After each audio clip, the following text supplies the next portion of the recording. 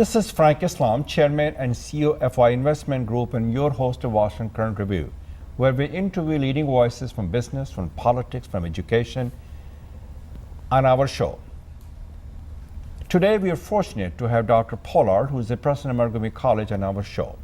She inspires all of us. She challenges us, and I want to thank her for her leadership. I also want to thank her that she represents the best of our community and our country.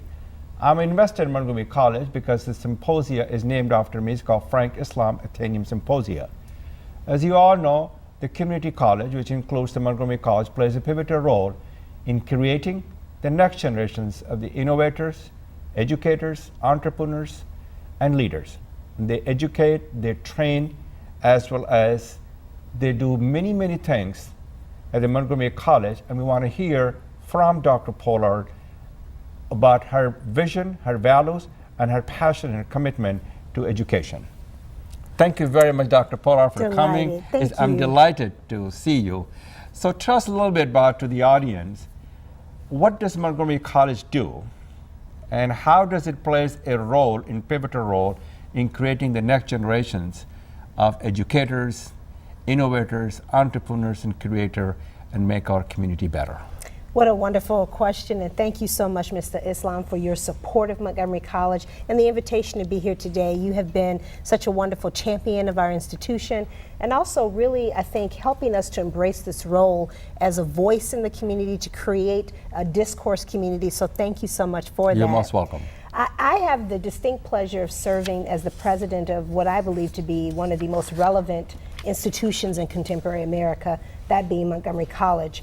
We serve 60,000 students. 60,000. And how many faculties, Dr. Pollard? We have a little bit over 500 full-time faculty, about another 1,300 part-time faculty. So we are a very large, comprehensive community college serving the residents of Montgomery County, Maryland. And those of you who don't know a lot about Maryland, we are right outside of Washington, D.C., as would have been referenced in the introduction here. And as a result of that, we have a wonderful and rich diversity of our student population. In America, community colleges are really a distinctive part of the higher education landscape. Approximately half of all undergraduates in this country attend a community college. And we at Montgomery College deliver a comprehensive mission. First, we provide transfer education to those students who like to do their first 2 years at a community college and then transfer to a 4-year institution to complete. Like the University of Maryland. Exactly, to complete their baccalaureate degree. We also provide what we call workforce development for those students who are wanting to go directly into industry. So they'll come and take short-term or associate's degree courses with us to lead directly into industry to work. We also serve a growing number of students who come to us who need preparation for college. So whether it be in developmental education or if it is also learning English, we serve huge numbers of immigrants who come to this country looking for their dream, and they come to Montgomery College as a place to help learn English and to learn about the culture of this country. And then finally, we do what we call a specialization in that we serve students from cradle to grave. As a result of that, we have students who come to us in summers for summer camps. We deliver workforce development and business and industry training. If you want to come and learn Spanish from us, you want to come and learn how to swim, whatever the cases may be, you can come to that. So we are indeed the community's college. We are a reflection of the health of the community. Very well said. A couple of things that I want to add what Dr. Pollard said, that you have 2 campuses. Am I correct? With 3 campuses. 3 campuses. Yes.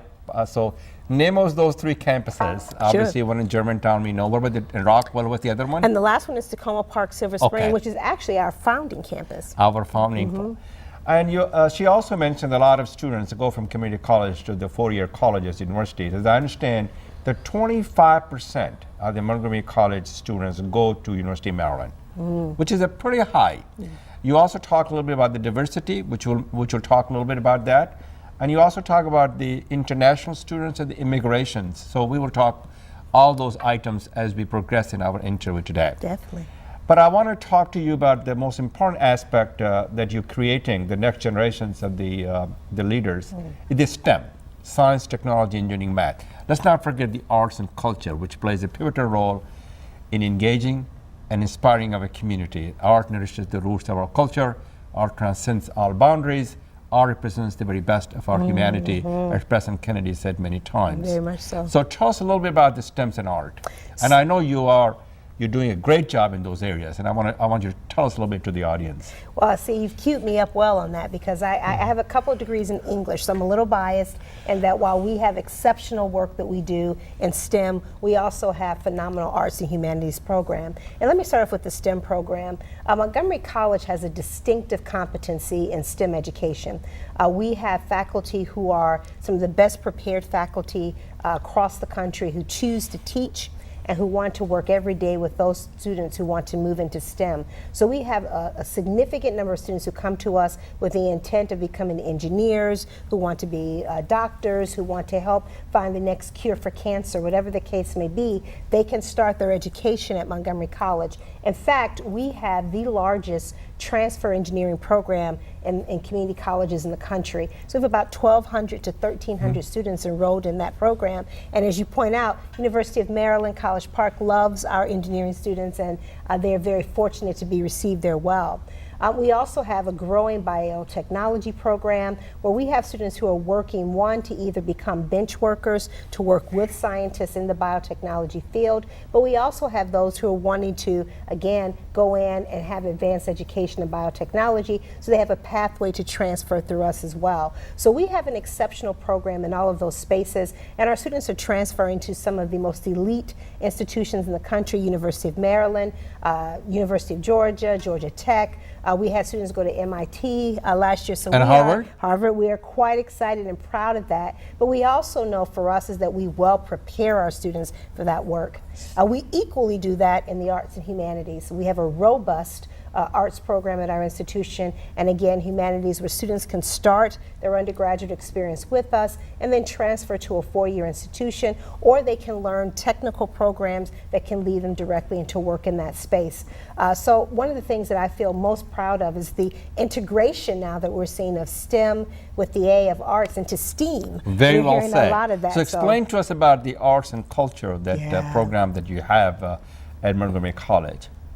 One of the things I think is phenomenal, and based on your support, Mr. Islam, has been the way in which the college is really introducing the community into robust conversations about civics, about life, about what it means to be a human, and how we understand this experience that we have together. And for me, that's what I think the arts are about. They are about humanity. They're about helping us understand how we interact with each other, how we understand the nature of this world. And our students do that, whether it be in arts, drawing, sculpture, humanities programs that are far and wide. We have robust programs where students deliver art performances, they study art history, they are engaged in civic conversations, and it is the most special thing for me is to actually go and listen to them when they are arguing and debating an issue, when they're trying to understand and listen to phenomenal speakers who come in through our symposium that Mr. Islam has been so thoughtful to sponsor for us. This is the work of community colleges right now. Very well said, Dr. Pollard. Let's talk a little bit about, and tell the audience about the facilities that you have in terms of state of the art labs and the science buildings. I know you have numerous. I have occasions to see it, and I have been there many buildings that cater to these needs. So tell us a little bit about that. We are most fortunate to be supported by a phenomenal county and a state that has invested significant resources. And I even go back to say a couple presidents ago at Montgomery College recognized that if we were going to produce the workforce of the future, we needed to have state-of-the-art facilities to do that. If Montgomery County, Maryland, wanted to be this zone of biotechnology and science and technology, we needed to have students who could come from our phenomenal school system and go directly into classrooms that look like those spaces, and we've done that. We have very large campuses on all three of our campuses. In fact, we've completed on 2 of those campuses state-of-the-art science buildings where a student can come in and learn about some of the most complex sciences that exist, but also go and practice and have space where they can actually work with each other. So they get a hands-on training. Oh my goodness. Just not the school training or the classroom training. they learn the skills and abilities, and they gain the experience. And we have faculty who come to us from our 4-year partners, and they'll say some of the facilities that we have are better than some of the facilities at their institutions because we've had this investment. And we're right now getting ready to, at our final location, Tacoma Park, Silver Spring, break ground in about a year on a new science facility at that campus as well. If I remember correctly, when I went to Montgomery College last time, I saw one of the hospital facility co-located with you. Tell us a little bit about that. I just love this man here. This is the best queuing up I could ever have. We are the only community college in the country that has a hospital on our campus. That's wonderful. In fact, at our Germantown campus, we were able to create what we call the PIC-MC. It is a state-of-the-art space where we are in the midst of building out a science and technology park, a think park, a create park, where we are co-locating businesses with our higher education institution. You're germinating the new businesses? Exactly it, but we need new You're becoming an incubator. Yes, we are. So we do have an incubator there. Our goal now is to accelerate and also bring mature businesses there so that our students can actually go and work in these spaces. But our hospital there, Holy Cross Hospital, they can go work there as well? That's our goal. We want them to work there and work right next to a scientist and understand what it means to create a business, an entrepreneur to do that. So for us, it is absolutely astounding that we have this hospital on our campus, the first new hospital in Montgomery County in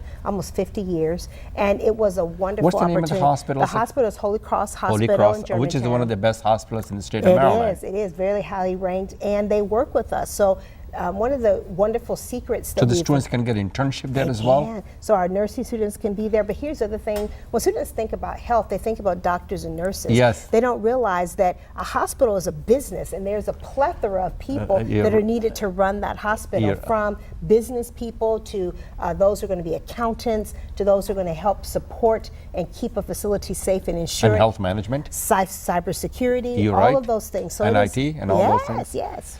I want to talk, I know the Montgomery College plays a very important role in diversity in terms of the students, the international students, as well as the faculty.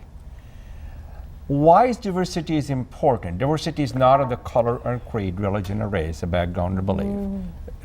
Diversity also includes the gender, make sure that we can exploit the fullest potential of the woman, and that they are very important parcel of our future of America. So tell us a little bit about the diversity in the workforce among the students as well as in the faculty member, and why diversity is important to our nation. Community colleges are a distinctly American experiment. We were created... Just like our democracy is an experiment. Exactly. And we were created with the distinct belief that education should be open access, that a family, regardless of income and background, should have access to higher education, and that if we built a strong middle class as a country, we would all benefit from that as a nation. So we can build a stronger and fairer, just, tolerant, inclusive, compassionate America. Right? That's the hope. And also, so diversity brings us together. That's exactly it. So if you look and it makes us strong. And if you look at Montgomery College, we're a reflection of that. We are a reflection of Montgomery County, and most community colleges in this country are. We tend to be the gateway of first generation immigrant and women who come to college, and also those folks who didn't believe that college was for them. So our institution, we have no majority race at Montgomery College, where about 72% of our students are non-white. The majority of our students, about 52%, are women, and we continue 52%.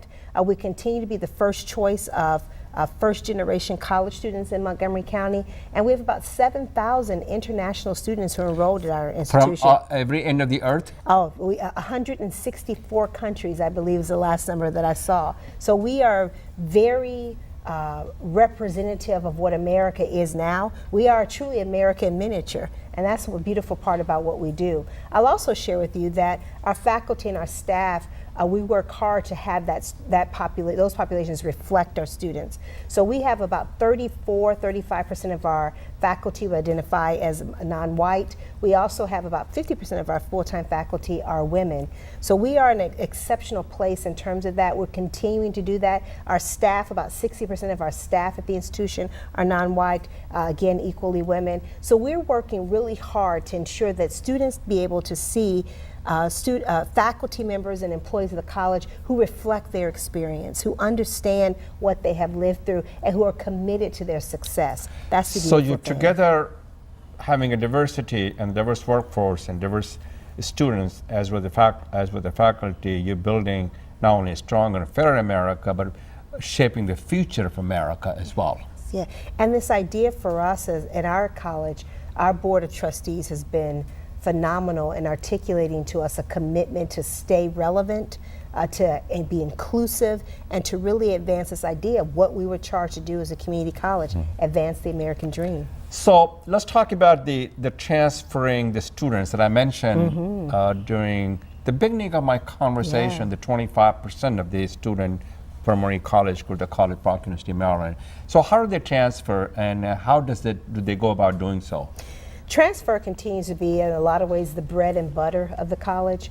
We know that Montgomery County produces a well-educated high school student, and many of them want to go directly into a four-year institution. Many of them are not ready. Many of them are scared to, and they don't have confidence to do that. So as a result of that, they can come and do their first 2 years at Montgomery And then College, they transfer. and then they can transfer And, to four-year and what about all the institutions. credits they accumulated? Sure. So Maryland, the state, has put in several structures to help facilitate that. A student who completes their entire 60-credit associate's degree is automatically transferred into a four-year institution in the state of Maryland. There are also resources available to them for scholarships if they do that. The other thing that's very important is that the college works deliberately to create a series of articulation agreements, as we call them, the way in which we will work directly with a program of study at an institution where our students can transfer directly from Montgomery College to them and not have to duplicate credits, not have to spend time worrying about if something's going to count for graduation. So we work hand in hand. We have a whole office that works hand in hand in that. We have a distinctive competency in that space. And distinct advantage as well.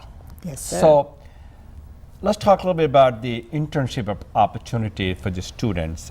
You are blessed. You have ANOVA, which is that you have a National Institute of Health, you have National Institute of Cancer, you have NIST at Gaithersburg, Maryland. You kind of a lot of federal agencies. In Montgomery County has many federal agencies.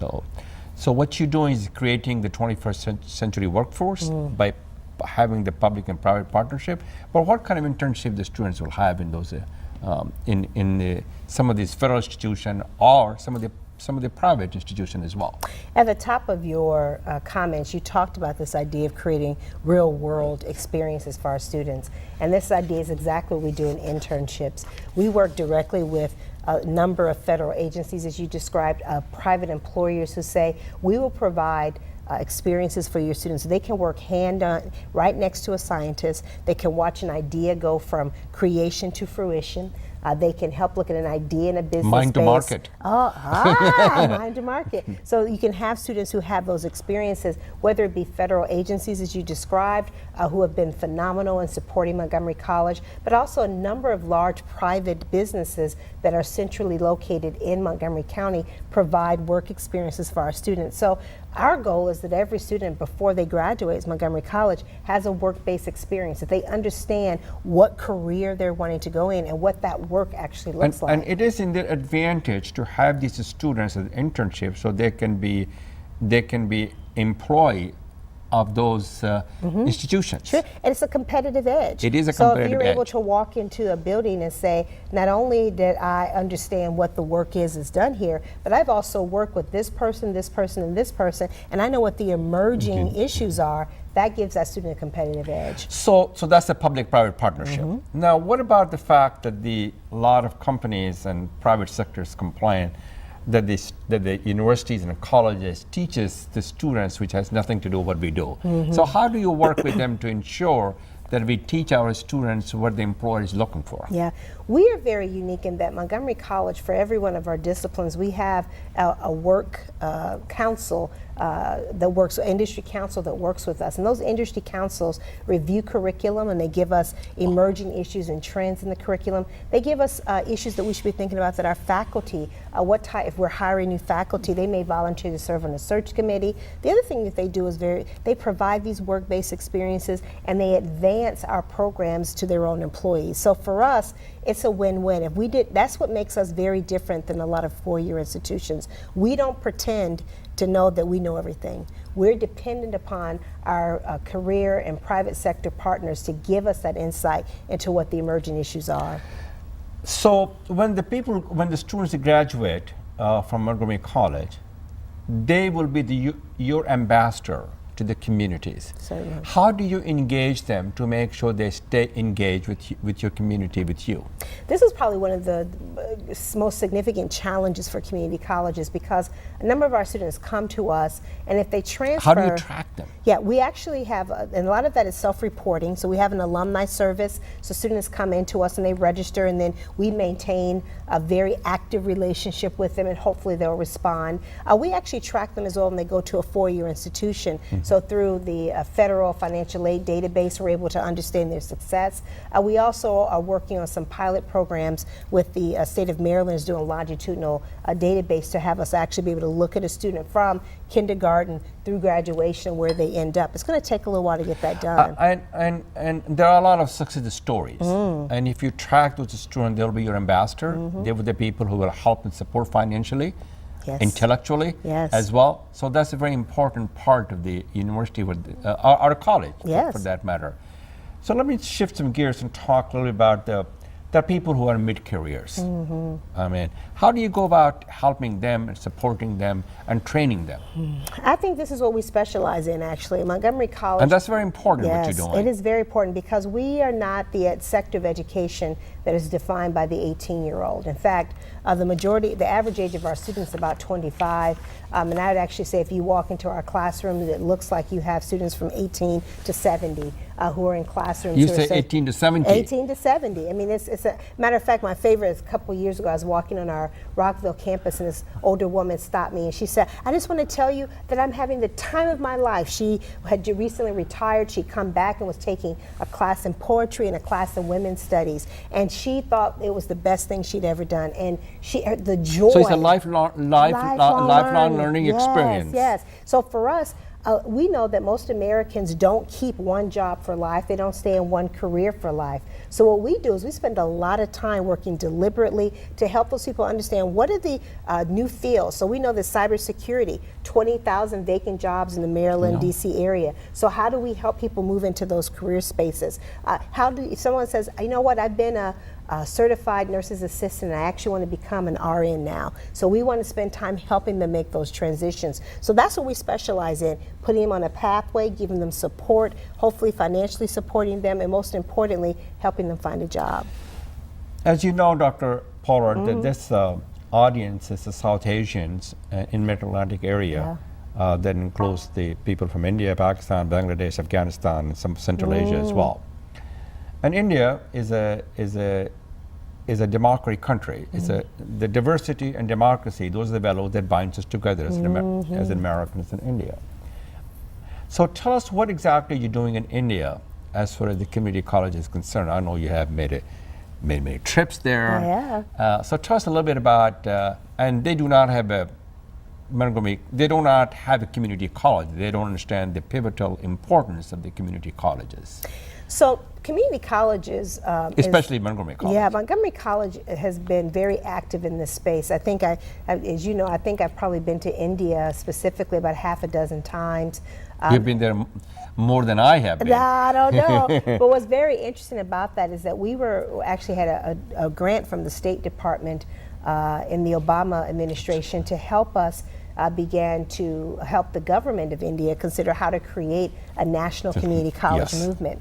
And at that point, there had been an idea to try and create 200 community colleges. Actually, it was more than that, then they got it down to 200. And we actually went in to help them do some heavy lifting to help people understand, and decision makers, what a community college is, how it functions. And since that time, we've been back several times to help those that are emerging. We have, I think there's several private community colleges that have some national support, but really trying to help them figure out how you become a distinctive community college, how you connect with industry, how you go out and talk to families about community colleges, because for a lot of families the idea is very foreign. So we've enjoyed that. I hope to do more of that work.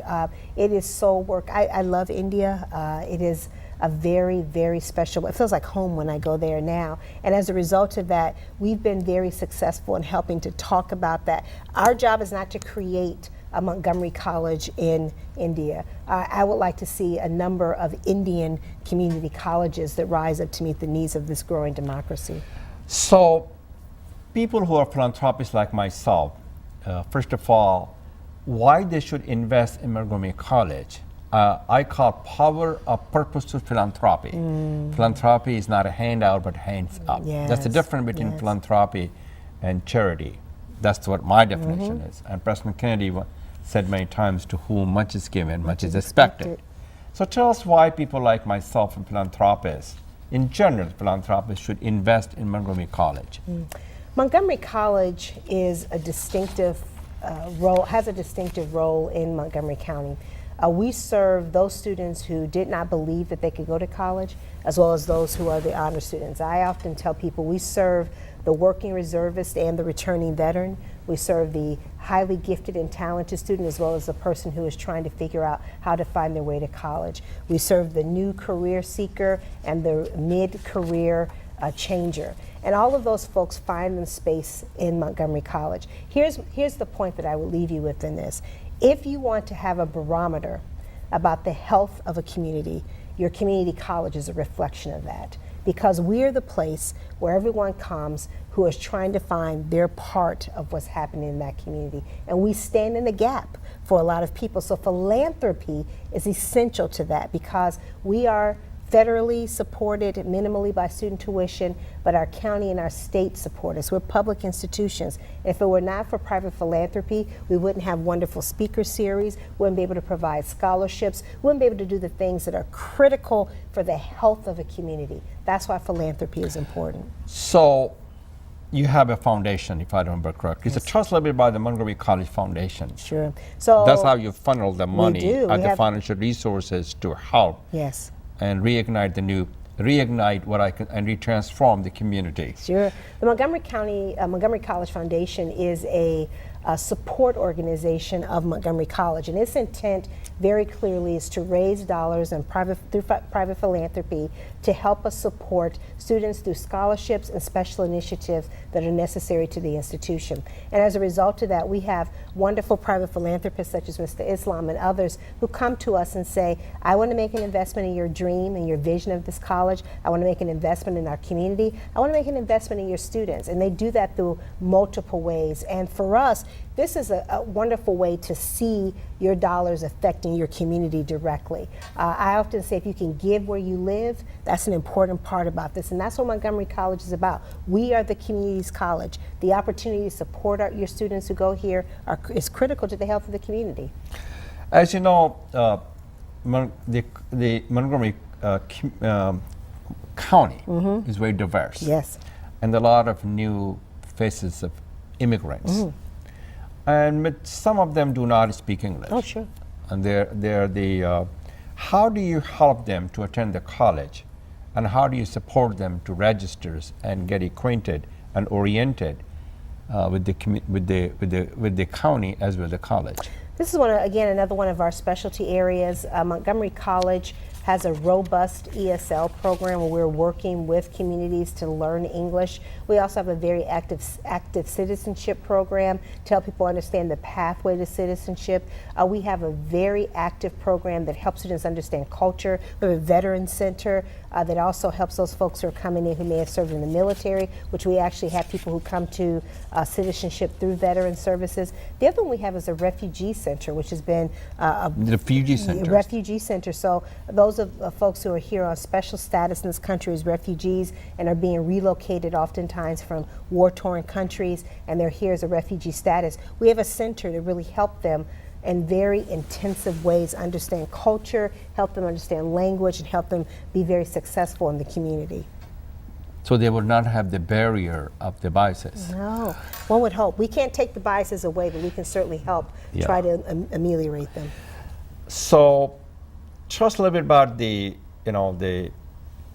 program that you have in Montgomery College in regard to the financial assistance for the students. So we have, we're very blessed to have not only a active foundation that raises dollars for students and scholarships. We also have an Office of Financial Aid that looks to procure federal and state dollars for students, that being federal student loans, state dollars, so we have several assistance programs. So those offices work directly with students and their families to figure out what the costs are of financial aid, how you can come to college, and most importantly, what you have to do to be proactive in that space. Very well said.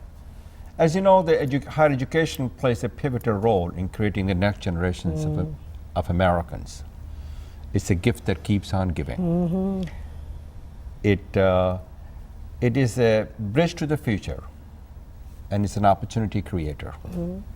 So tell us a little bit about why higher education, and when I say higher education, I meant the 4 years, 2 years colleges in the community college as well, not going to Harvard, Stanford, or University of Maryland. Obviously, they also play an important role. Why higher education plays a pivotal role to our nation? I think the only thing that distinguishes us in the future will be our ability to learn and our ability to hopefully position ourselves for the future. Education is a lifesaver. It's the only thing that someone can't take away from you. They can take your house, they can take your job. Oftentimes they can try and take your good name, but they can't take your education because it's yours. We have seen education change the trajectory of a family. I've lived that, and I suppose for me this is a deeply personal. You went to Iowa. I did. I went to Iowa State. I was raised on the south side of Chicago. I'm the first in my family to complete college. And what I know for sure is that I would not be in this position if it were not for education. I know that. So it played a very important role for you to get this job. My grandfather, may have completed an 8th grade graduate education. My father completed high school. Both his children, though, went on to have advanced degrees, my sister and I. And my son, when I asked him when he was 4 years old in the back of the car, "Baby, what do you want to do when you grow up?" He says, "Mama, after I complete college, after I go to college, I want to be an engineer, an artist, and a ninja." So I don't know where he's going to go for ninja school, but I do know that that child knows that college is something that is his right. And I think that's the beautiful part about what community colleges do. We ensure that everyone has access to higher education. As President Obama said, the higher education will be the currency of the 21st century. It removes the shackles of ignorance from people. Very well said. Yes. And President Obama is a very eloquent man. Oh, I know. We miss him every day. Yes, we do. Yes, we do. So, and I have had a lifelong passionate commitment to higher education, and my foundation emphasizes 3 things: education, arts and culture, and peace. So you said it, you articulated your vision in terms of the higher education, and if you have to give one advice to the students and to the people in the audience, what advice would you give? Not one, I will say more than one, to the people who are trying to become an entrepreneur, or who are trying to go to school, and whose parents wants to instill the love of education in their children. So I think there are 4 things that are essential to life, and I think a lot about this because young people ask me often, how did you get where you are, or what do you want to do? And I think about my own child, what I try to teach him. I teach him hard work. I believe that we are all here on this earth to do something and to be relevant. We have a short time on this planet of Earth, and we need to make a difference. We do, and that idea is that you need to work hard to do that. You want to aim high, work hard, and pursue your dream. You have to be resilient. I think that there are times when hard work will be critical, but there are going to be days when somebody's going to knock you down. You have to know how to get back up again. I think you have to have a clarity of purpose and mission and know who you are, understand what your role is in this earth and what you want to do. And last but not least is kindness. I have my son, as I mentioned, when he's 10 years old, and from the day that he was born, we've talked about kindness. I think that there are a lot of smart people in the world. There are a lot of hardworking people in the world. There are a lot of people who are going to change the world in ways that I'll never conceive. What I think our world is hungry for right now, not only are they hungry for peace, but they're hungry for kindness. So I think that if you can be a kind person and exercise that in everything that you do, it will take you further than you can even imagine. One of the things that I would like to add, what you said, you articulated very well, is when you're successful, make other people successful. It is our responsibility to extend our hand, our hope, our help, and our heart to those who are less fortunate, to those who have no hope, to those who are voiceless, and to those who are socially and economically disadvantaged. When they succeed, all of us succeed, America succeed, and the world succeed. Hear, hear. So, with that, before we conclude our conversation, I want to tell the audience how did they know more about Montgomery College and how they go about learning about the Montgomery College. I will invite you to our newly designed website, Montgomery College, and it's www.montgomerycollege.edu. If you follow that link, you can learn more about the phenomenal programs that we offer, the support services that we have, ways in which you can support us through philanthropy, and most importantly, understand our story, and we're very proud of that story. Well, thank you very much, Dr. Pollard, for Thank you coming so here, much, and Mr. thank you for Islam. telling us about the Montgomery College. Thank you for telling about your story, your journey. Your story is an America's story. Thank you. It's our story. Very much so. Those are the things that binds us together. Thank you. Thank you very much. Thank you. Thank you for watching. This is Frank Islam wishing you a great week.